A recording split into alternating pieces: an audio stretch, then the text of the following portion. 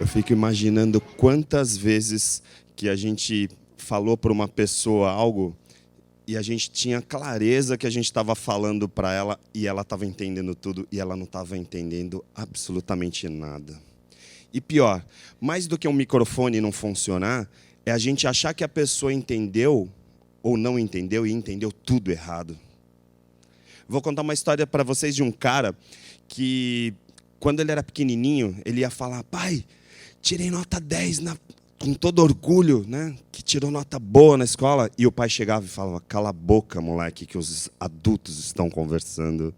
Aí chegava: mãe, olha só esse desenho. Eu estou cozinhando, não enche o saco.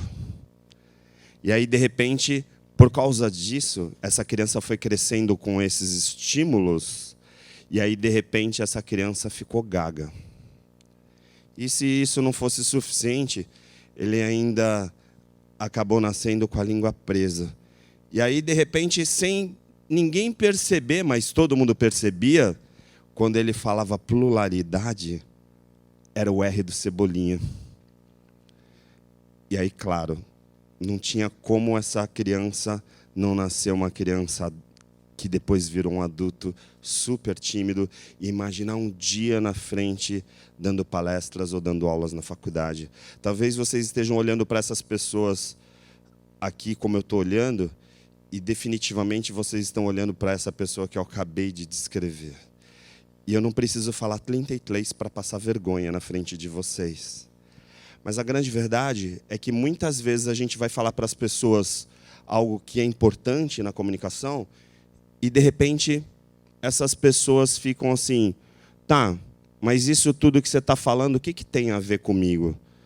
O que eu faço com isso? E aí a gente tem essa coisa da clareza na comunicação. Até que ponto a gente entende o que o outro quer ouvir, ou mais do que isso, como que a gente vai comunicar para esse outro de forma que a gente consiga transformar a vida das pessoas realmente com profundidade, como tem que ser. E aí, quando a gente fala de clareza na comunicação, uma das coisas que eu mais percebo, dando treinamentos aí para milhares de pessoas, fazendo media training para políticos, que efetivamente contam histórias e storytellings maravilhosos por aí, e que acabam levando votos de milhares ou milhões de pessoas, é que essas pessoas entendem como o outro quer ouvir. E aí a gente fala muito de canais de comunicação.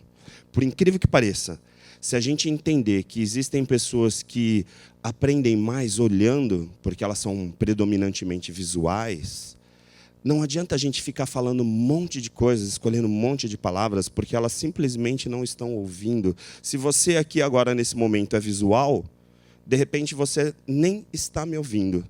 Porque existem as pessoas auditivas, e aí, de repente, o tom de voz. Se a gente falar de uma forma sutil para entrar no emocional das pessoas, se a gente for um bom orador, talvez as pessoas nem percebam que a gente é gago. Nem percebam que a gente está morrendo de medo nesse tapetinho vermelho aqui do TEDx. Mas a verdade é que ainda existem outras pessoas, além das visuais e das auditivas. A gente, em oratória, fala que existem as sinestésicas. E a sinestésica aprende fazendo. E aí, se você tiver um grupo de pessoas, se você for líder de pessoas, e aí você for querer mobilizar essas pessoas, de repente você chega e fala assim: olha, faz isso aqui, faz aquilo ali, e essa pessoa só vai aprender fazendo. Eu, por exemplo, todos os dias, desde que a minha filha nasceu, a Maria Clara que está ali, eu sempre falo: filha, eu te amo. E aí ela assim: tá bom, papai. Ela nem ouve, porque ela é sinestésica. Só que quando de madrugada ela está com 38 graus de febre e eu coloco ela no colo e levo ela para o pronto-socorro, ela entende o que é um pai amar um filho.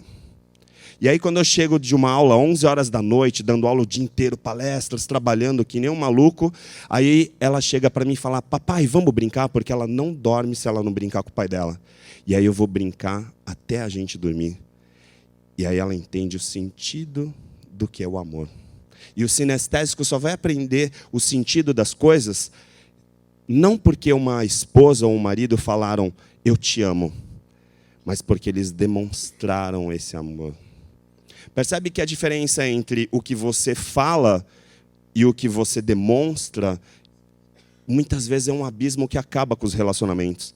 Eu, por exemplo, dou media training para políticos, e às vezes os políticos falam assim aqui num auditório, e falam assim, eu amo vocês.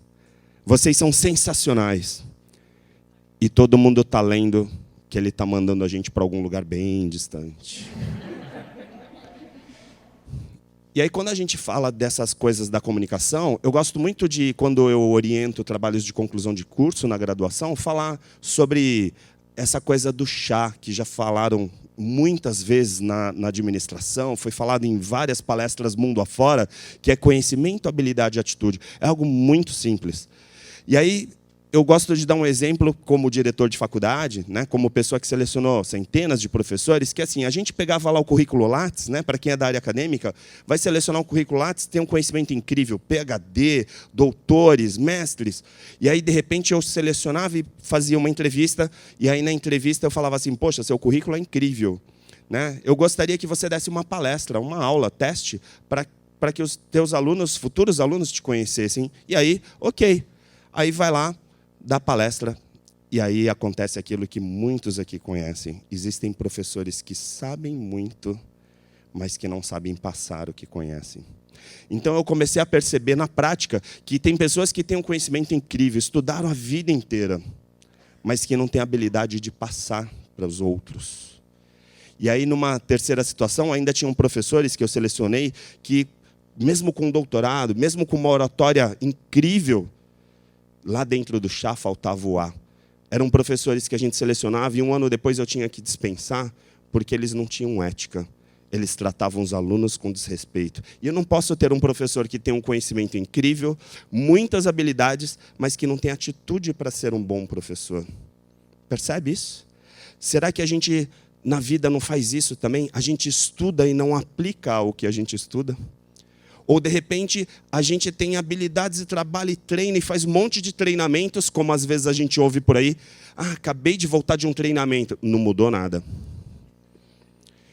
Atitude. E aí eu gosto muito de trabalhar na comunicação. Uma coisa que a neurociência nos ensinou, além do chá, né, da administração que nos trouxe essa sigla, na neurociência teve uma pesquisa que foi feita pelo Alex Olsen, que é da Universidade de Ciência e Tecnologia da Noruega, junto com o pessoal da Universidade do Sul da Califórnia, que eles perceberam que existe uma questão que a gente chama de cérebro reativo, que quando a gente reage a estímulos que a gente tinha na infância, por exemplo, a gente acaba diminuindo um pouco a área dos axônios, que é uma área, digamos, que ajuda no processamento das sinapses. Para leigo seria assim, os neurônios se comunicam através de sinapses, através de comunicação, e se por acaso a gente não tiver essa produção, a gente acaba não tendo um processamento ideal. Aí você deve estar perguntando, tá, mas agora você vai começar a falar de neurociência e eu com isso. Aí eu gostaria muito de dar o exemplo de uma pessoa que talvez alguns aqui conheçam algum deles, que é o Pedrinho. O Pedrinho era um menininho de 7 anos que falava super bem, tinha uma oratória muito melhor do que todos nós aqui. E ele escrevia muito bem, já com 7 anos. E aí, na sexta-feira, a tia Ana falou assim, olha, vocês vão fazer uma redação e apresentar segunda-feira aqui para a classe. E o Pedrinho era super apaixonado pela Érica da classe dele. E aí, sabe o que aconteceu? Ele falou assim, eu vou escrever a melhor redação do mundo e segunda-feira eu vou casar com a Érica. Aí, passado o final de semana, chegou no domingo à noite, o que ele fez? Foi comer cachorro-quente na casa da avó dele, que ele adora. E aí, cachorro-quente para cá, cachorro-quente para lá, e aí uma overdose de cachorro-quente, mas está tudo certo, e a redação já pronta, e ele só pensando, amanhã eu conquisto a Érica. Chegou na segunda-feira de manhã, vai lá apresentar um, apresentar outro, está tudo certo. E aí, de repente, o Pedrinho começa a ter um revertério, começa a sentir algumas cólicas, efeito do cachorro-quente. Mas, para vocês terem uma ideia, eu não vou nem contar o final dessa história, mas, para vocês terem uma ideia, o Pedrinho, na hora que ele foi se apresentar aqui na frente, o apelido dele até o ensino médio era Pedrinho Caganeira. Vocês têm noção do que aconteceu com o Pedrinho quando ele foi se apresentar? E a Deus namoro, a Deus tudo, porque ele simplesmente se borrou na frente de todo mundo. E isso por causa do que ele comeu na noite anterior. Só que esse cara ficou gago e ele nunca mais falou em público. Quando você chegava na faculdade para ele e falava assim, Pedro, apresenta aqui o trabalho, ele ia correndo para o banheiro. Ele ficou com distúrbios, né? Gastro, blá, blá, blá, que nada mais é do que ficou com diarreia a vida inteira, toda vez que ele tinha que falar em público. E aí um dia, chegando perto da apresentação do TCC, a gente conversando, e aí, poxa, você tem isso, de onde vem e tal? E aí a gente foi lembrar do que tinha acontecido. E a gente ressignificou isso. E aí, nesse momento, por incrível que pareça, ele entendeu que a diarreia que ele tinha e todos esses efeitos colaterais que tinham era por causa desse cérebro reativo, que era porque ele teve um estímulo lá por causa da alimentação, mas que ele fez o link emocional errado e ele fez a ideia de que toda vez que eu falar em público eu vou ter diarreia. Ou seja, ele aprendeu errado emocionalmente. Aí a gente ressignificou isso. E aí sabe o que aconteceu? Hoje ele é um grande orador. Agora imagina quantos Pedrinhos que a gente tem por aí. Quantas coisas a gente deixou de fazer porque alguém falou, você não tem competência para isso. E a gente aprendeu errado porque alguém falou, às vezes até por amor, até por excesso de amor, que você não prestava. Porque essa pessoa queria que você ficasse na vida dela a vida inteira. E aí, se você não prestasse, você ia ficar no colo dessa mãe ou desse pai a vida inteira.